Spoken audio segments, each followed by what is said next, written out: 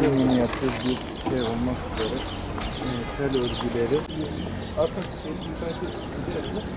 böyle çalışmayan şeyler varsa yedek parçasını bulamadığımız kaldıralım. Çünkü bir kullanılamaz bu zaten. Bu bize şimdi bununla ilgilenecek şey var mı bu şeyde? Biz ne yapmaya çalışıyoruz? Düzgün bir şeyler yapmaya çalışıyoruz.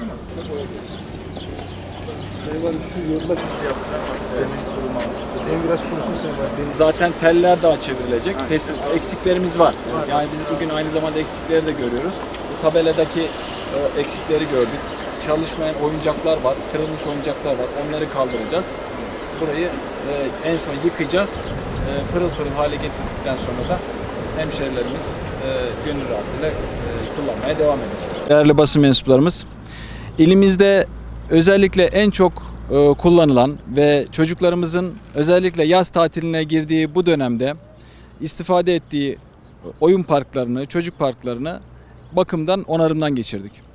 Malumunuz ilimizde 36 tane çocuk parkı, dinlenme alanı var. Bunların içinde en yoğun olanı ve en çok kullanılanın 16 tanesini seçtik ve bu 16 tane parkın 12 milyon 500 bin lira yaklaşık maliyetle birlikte bunların onarımını bitirmek üzereyiz ve vatandaşlarımızın, kardeşlerimizin, hemşehrilerimizin, çocuklarımızın kullanımına sunduk.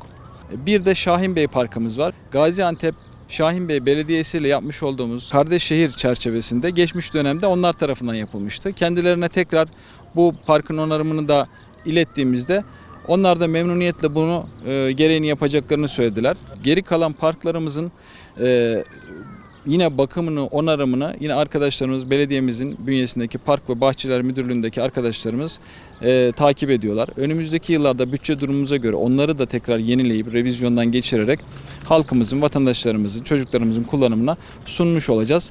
Ben bu vesileyle bu yapmış olduğumuz, onarımdan geçirdiğimiz park ve bahçelerimizin vatandaşlarımıza, kardeşlerimize, hemşerilerimize hayırlı uğurlu olmasını diliyorum.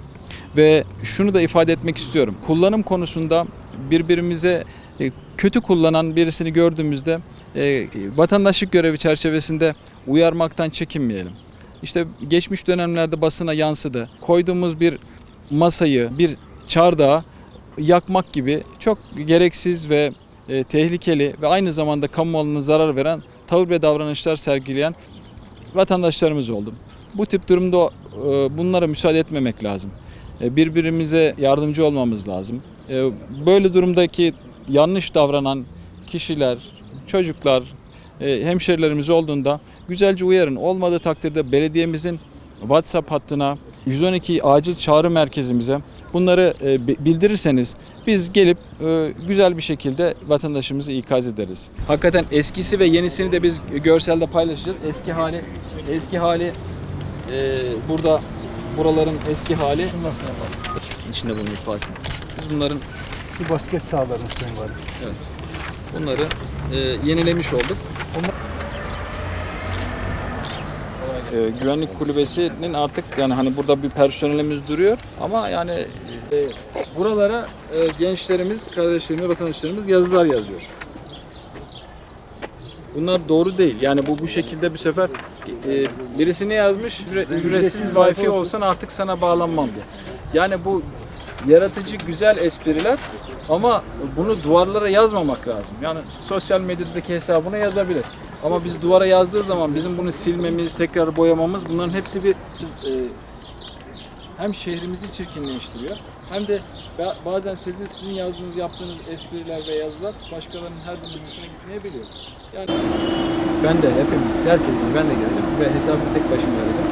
Sorumluluk makamındayım. Dolayısıyla biz bu işleri düzgün yapmak durumundayız. Böyle bir takım birileri bir şeyler diyorsa da onlara umursamayız.